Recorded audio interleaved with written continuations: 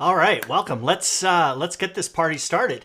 So first and foremost, welcome to episode 20, and today we are going to be talking about how you could be your team's biggest problem. But we'll give it a couple of minutes here for people to hop on. Oh, hold on. Well, hello there, Steve. I'm trying a different workflow. I'm using a tablet. I got all sorts of tech going on because obviously I'm not smarter than a computer. So thanks for joining, Steve. Get started in just a couple minutes here.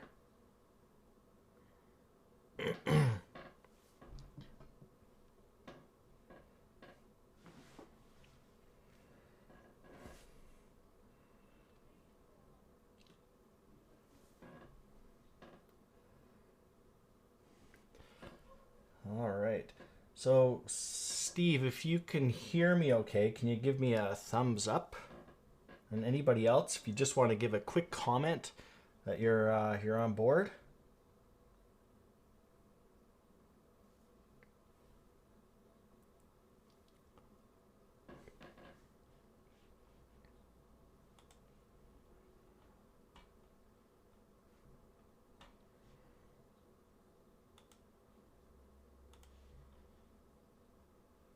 All right. Thank you, Steve. Hey, how are you, bud? All right. We'll just try another. Get started in just a minute or two.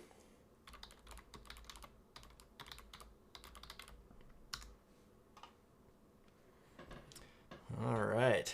So right now the stream is going to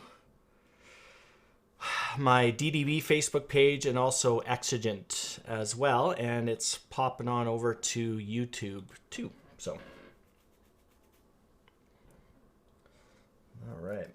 So we have a few people watching, so that's good. All right, thank you, Steve.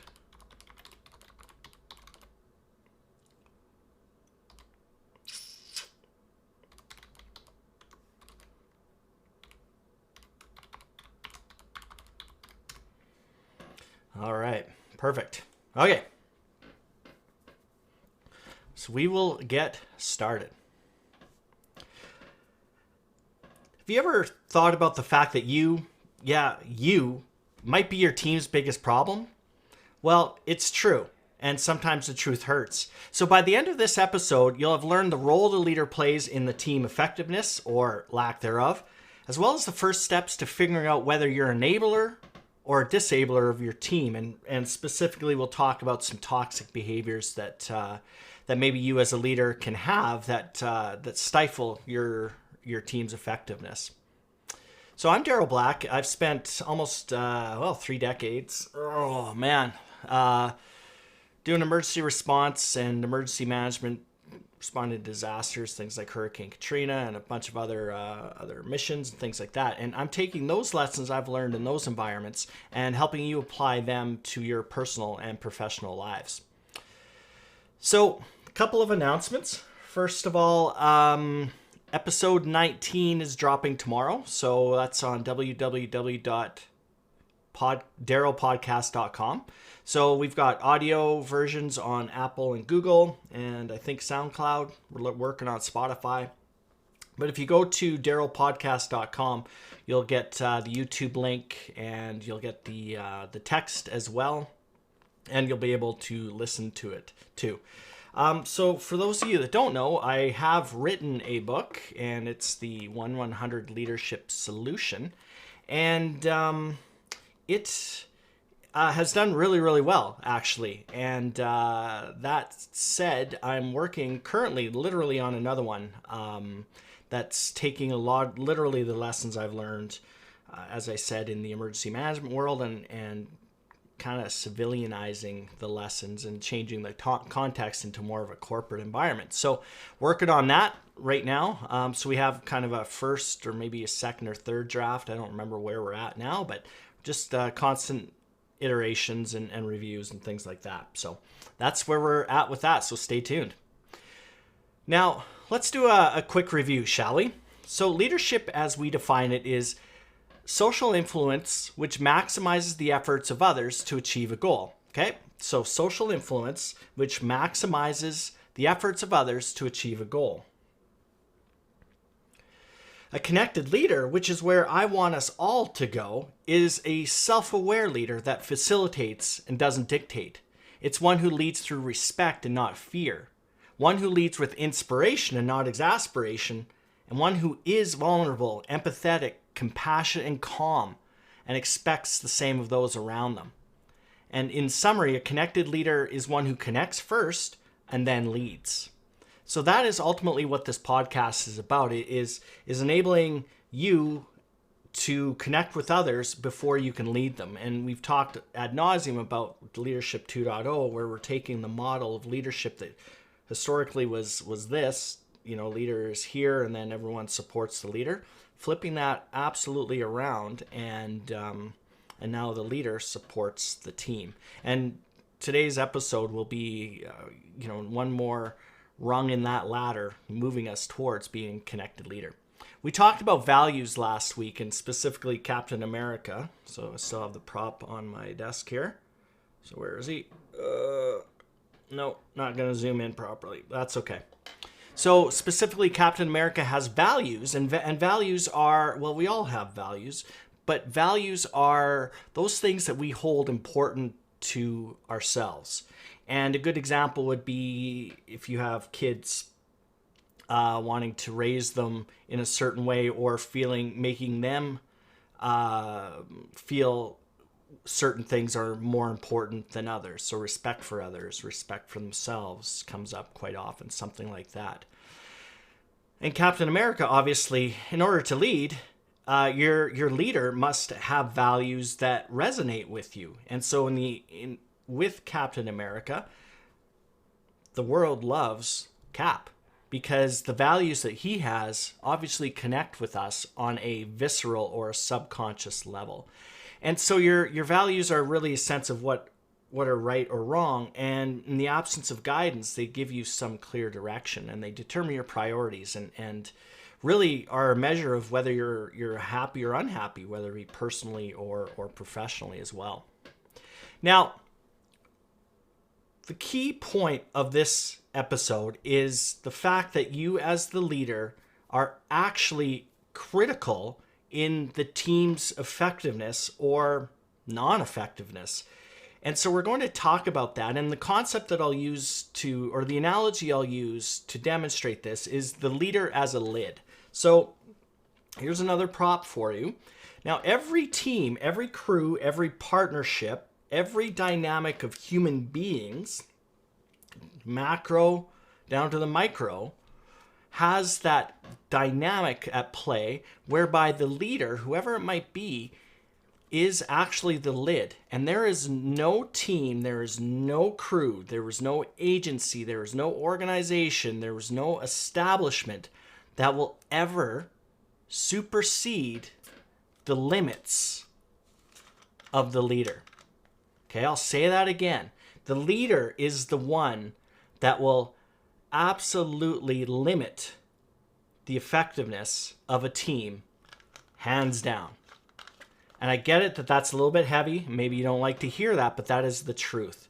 It is not the team that is either effective or ineffective. It's us as leaders. So if we create an environment whereby they can flourish, they can be innovative, they can be creative, they can be empowered, there's a lot of trust, great communication, then that's great. But on the downside, us as leaders, if we create an environment that's exactly the opposite, if we're ruling by fear, if we're micromanaging, if we're being insensitive or non-empathetic, we're actually going to suck the life out of that team, and we are going to be the lid. And it will be stopping that team from doing what it needs to do. And by definition, the individuals on that team aren't going to be able to do what they need to do. And the mission suffers. So that is the key point. Leader is a lid. You will always be the one factor, the one limiting factor often, that will stop your entire team from excelling. So we'll talk about that. What does it look like for a leader as a lid, for one that's not a bottleneck, one that's not limiting the effectiveness, the innovation and the creativity and the trust and the communication of a team? Well, we've talked about the various roles of a leader before. The leader is essentially like a conductor, if you recall. So the conductor is one that isn't actually playing the instruments, but the conductor is listening with great acuity. This coming from a guy that's never been, I've been to a symphony, I guess, and maybe some opera stuff, but certainly not an expert. But that said, they're standing and they're raised, they're elevated slightly, and they're listening. Well, they also have a visual, of course, over the entire orchestra. But obviously, the more important part is they are listening. They're very much in tune to the various instruments and groups of instruments that are being played, and they're able to make an adjustment. They are not the ones playing the instruments, even though chances are they could play one or many of the instruments that are being played in the orchestra. That is not their job. Their job is to conduct it. Their job is to facilitate the playing of the music and not actually do it. The leader is also a counselor. And yes, you would like to think, or maybe you think that people need to be less sensitive. I totally get it. I totally get where you're coming from there. I don't agree, but there's definitely that premise out there. So a counselor definitely has to have the ability to sit somebody down and have a chat with them, figure out how they're doing, figure out what makes them tick, help them out, support them maybe on a non-professional level, like maybe it's giving them a bit of time off, whatever that might look like, or whatever. So definitely there needs to be a counselor portion of leadership. The leader needs to be a coach, and we're going to spend a lot of time on that, leader as a coach. But essentially it's now enabling somebody or teaching them and moving them from one skill set to another, or maybe bolstering a current skill set or something like that. So the leader has to be able to coach people along the path. The leader has to be a cheerleader. Of course, you know, we do like, now not in the rah pom-pom sense, I would argue that's odd, but we definitely have to be, as leaders, very positive, and we need to encourage people. And whatever that might look like, but we need to be encouraging and helping people along, maybe push them a little bit, prod them, but encouraging them the entire way. Now, yes, the leader also needs to be an ass kicker. Definitely. There are times when you've gone through the whole gamut of strategies and tactics, and you've tried to reach somebody, but ultimately it could come down to, look, you got to do it. The standard is this. The standard of behavior is this. I'm sorry if you don't like it, but you got to kind of do it. And some people respond well to that motivation as well. Not to an extreme, of course, but definitely less cheerleader-y and a little bit more ass-kicker-y is sometimes needed. So those are the kind of behaviors that I would submit to you enable creativity. They enable innovation. They enable empowerment. They enable trust. They enable communication amongst the team. So as a result, you're not the lid anymore. If you exhibit those behaviors, if you're a facilitator, not a dictator, if you're a counselor, if you're a coach, if you're a cheerleader, if you're the occasional butt kicker, then yes, your team is going to do really, really well. But if you exhibit toxic behaviors on a regular basis, you will be limiting your team's effectiveness. So what do I mean by toxic behaviors? Well, first of all, ruling with a culture of fear, or nurturing a culture of fear, where people are coming into the workplace and there's a pit in their stomachs as they're driving in, or they are scared to speak up. That is a big one as well. So if they're doing things because they're scared, that is not creating the innovation and creativity, empowerment and trust and great communication that we want. And guess what, leader? That's on you. That's on you to create the culture, not of fear, but of empowerment. But as a leader, sometimes we're creating that culture of fear and not even knowing it. Another toxic behavior is it's my way or the highway. So I am the leader, and if I want your opinion, I will give it to you. Thank you. All I need to hear is yes, sir, no, sir, 3 bags full, sir. that is the proper response? No. If that is a toxic behavior, if I've ever seen one. So again, think about it. You're a lid. You're a lid in that case. You are pushing that down. You are putting people in a tough spot, and you're not encouraging free thought amongst your team. That's a problem, and that's on you as a leader.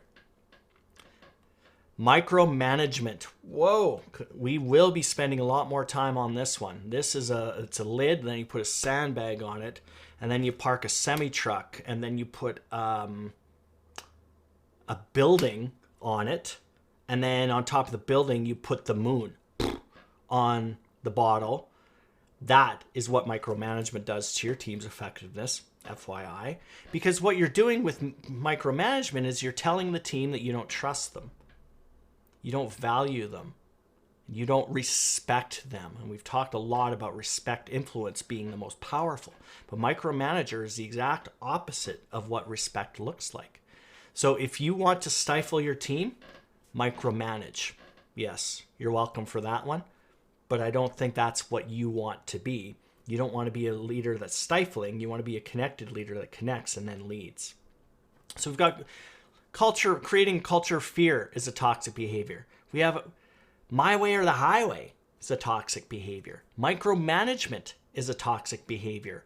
Old school biases is a toxic behavior. Now, if I had a dime for every course or workshop or conversation I had about millennials, I would be a rich, rich, rich man.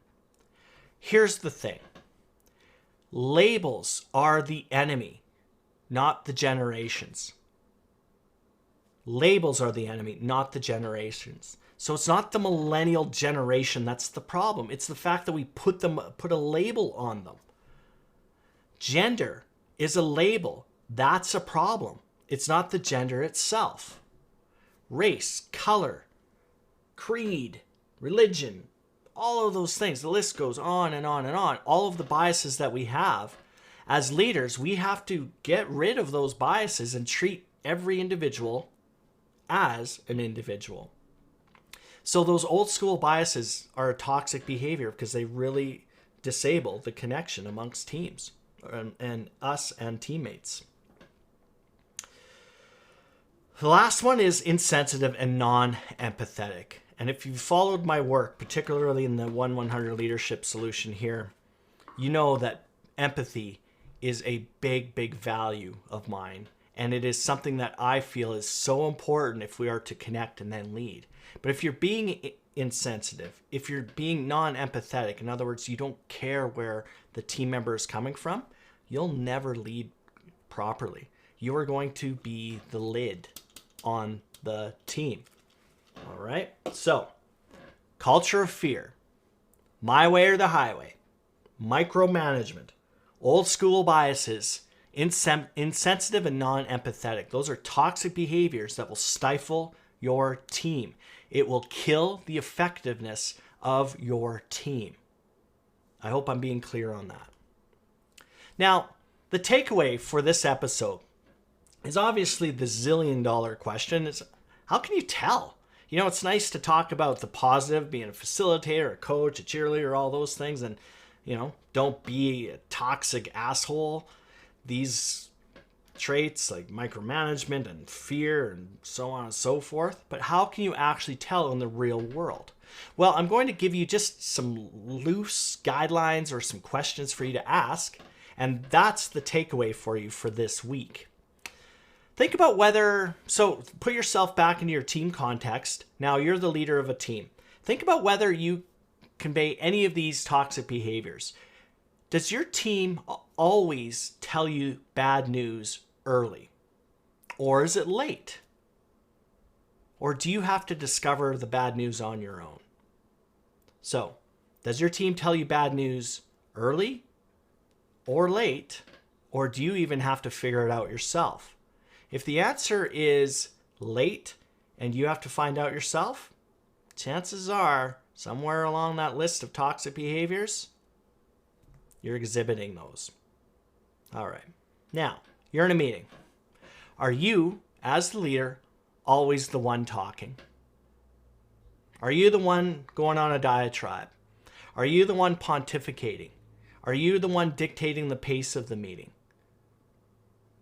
If the answer is yes, particularly when you ask a question during said meeting and ask for input, and there are crickets, or there are just safe answers, or there are answers that you think that they think you want to hear, that's a problem.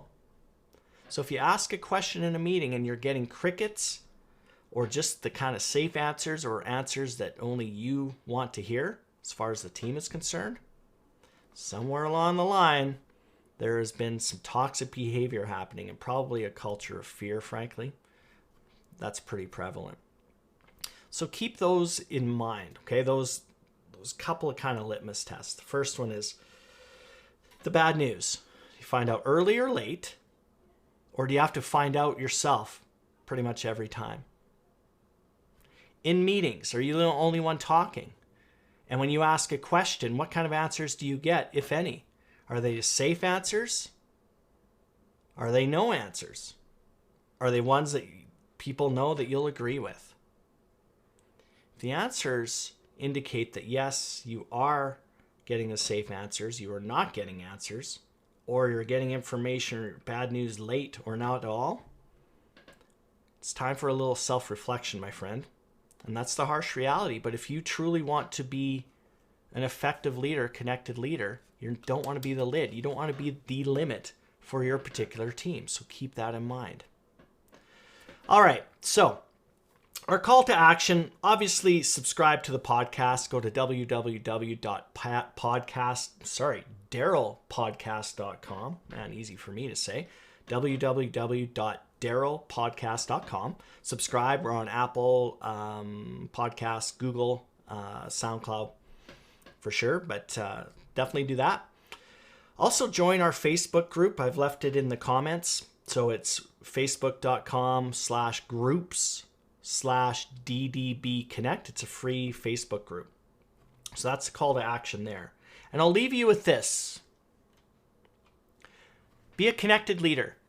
Don't just be a manager or just a leader. Be a connected leader. Influence through respect and not fear. Lead with inspiration and not desperation. Be self-aware. Facilitate and don't dictate. Be vulnerable and expect vulnerability. Be empathetic and expect empathy back.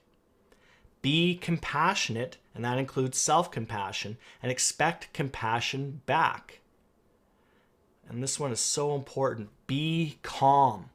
Manage the stress of yourself and your team and expect calmness around you. In summary, a connected leader is one who connects and then leads. So remember to subscribe, share, comment. Let's have a conversation around this. I would love to hear your thoughts in the comments, whether it be live here or in the replay, about what other behaviors you think cause dysfunction in a team. What the behaviors that you think teams are stifled under, that their effectiveness is greatly limited. I'd be curious. Go ahead and comment below. I'd appreciate it. Till next time, thanks for watching.